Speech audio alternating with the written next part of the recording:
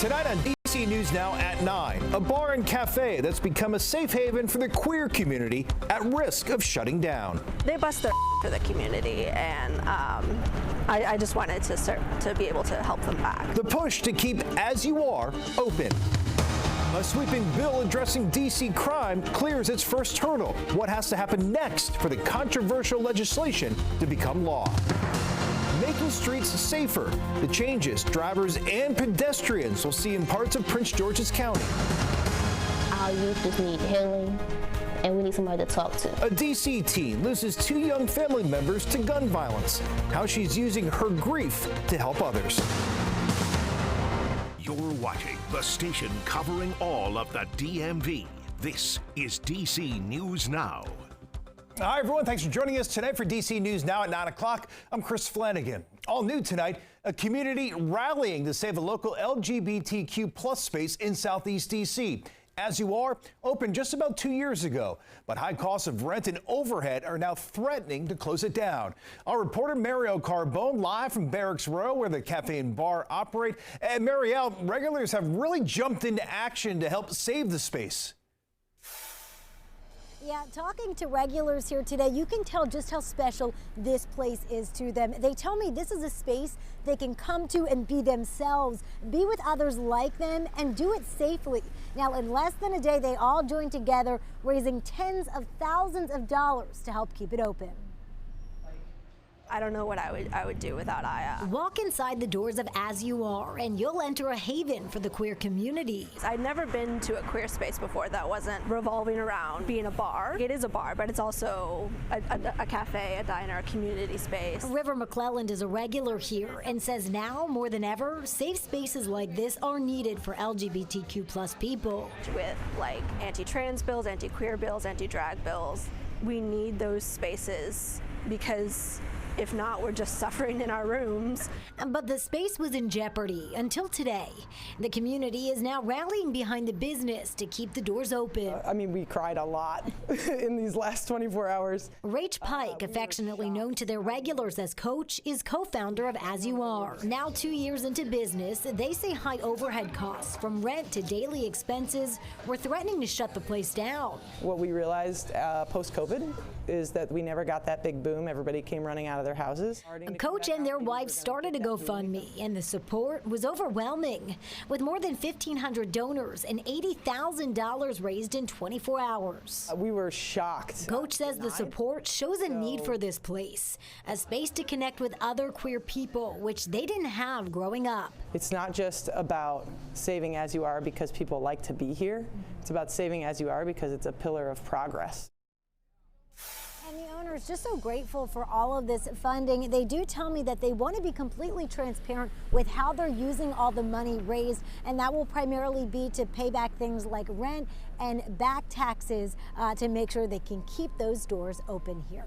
Reporting live in Southeast, I'm Marielle Carbone, DC News Now. Yeah, quite a show of support, Marielle. Thank you. Meanwhile, new developments now at 9. Really stunning new developments on Capitol Hill this evening. House Republicans fail to impeach Homeland Security Secretary Alejandro Mayorkas.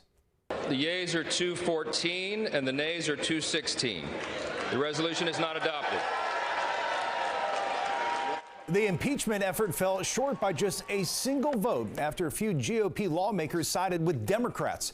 Republicans have been building their case to impeach Mayorkas for months now over his handling of the border crisis. The House is likely to try once again, but the next steps are still unclear. Well, some top stories we're following tonight at 9 o'clock. DC's sweeping public safety bill has cleared its first hurdle. City Council voted unanimously in favor of the Secure DC legislation. The package has more than 100 provisions. They include harsher penalties for shoplifting and gun-related crimes and expanding the definition of carjacking. The council will meet once again in the coming weeks for a final vote, at which point Mayor Bowser is expected to sign it.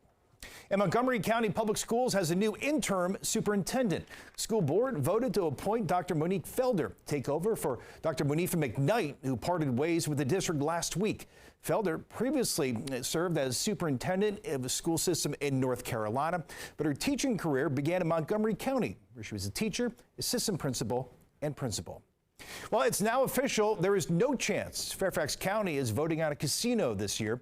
The Virginia Senate is voting to circle back to that idea in 2025 after a subcommittee came to the same conclusion last week. The bill would have allowed people in Fairfax County to decide whether they want a casino or not in Tyson's.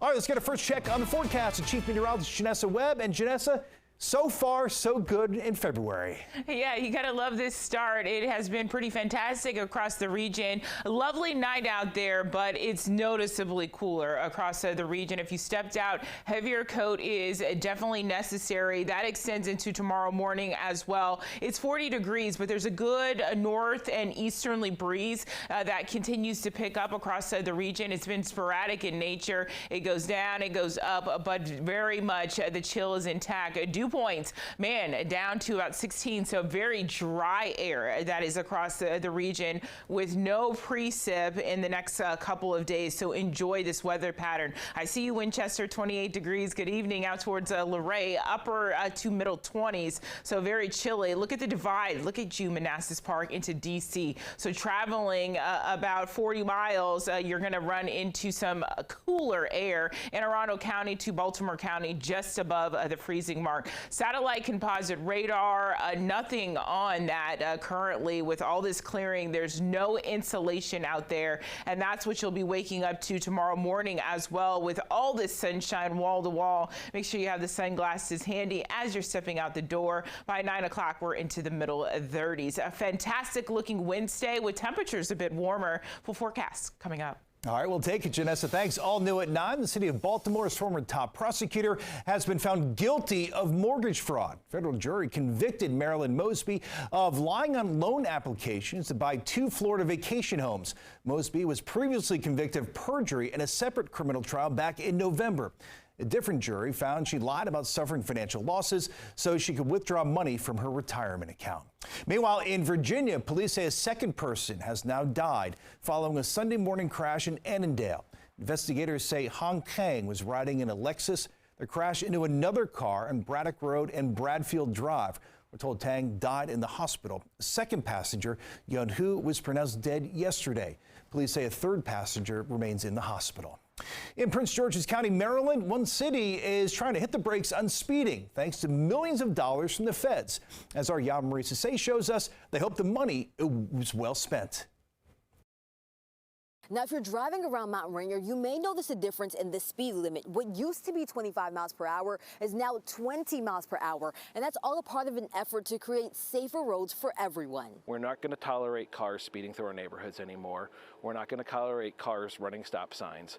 We're going to make safety for every resident a priority. Timothy Meyer's kids walk to school every day, and he's one of many in the city of Mount Rainier pushing for safer roads across Prince George's County. This has been a years-long effort by a lot of people, from school officials, city officials, all parents, all working together to try to raise awareness of the issue. And this month, the city lowered their speed limit from 25 to 20 miles per hour. Lowering the speed limit is a phenomenal win for all the residents of Mount Rainier. It sends a message that safety is a priority on our streets. And it doesn't just stop there. The city of Mount Rainier, Brentwood, Riverdale, and Edmonston were awarded a total of $11 million in federal grants to implement a Vision Zero plan. And that includes infrastructure upgrades needed to make roads safer. Although these efforts were already underway, the changes come nearly 2 months after 2 students were hit and killed by a van while walking to school in Riverdale Park. So any measure that we could utilize to be able to reduce speed and make pathways safe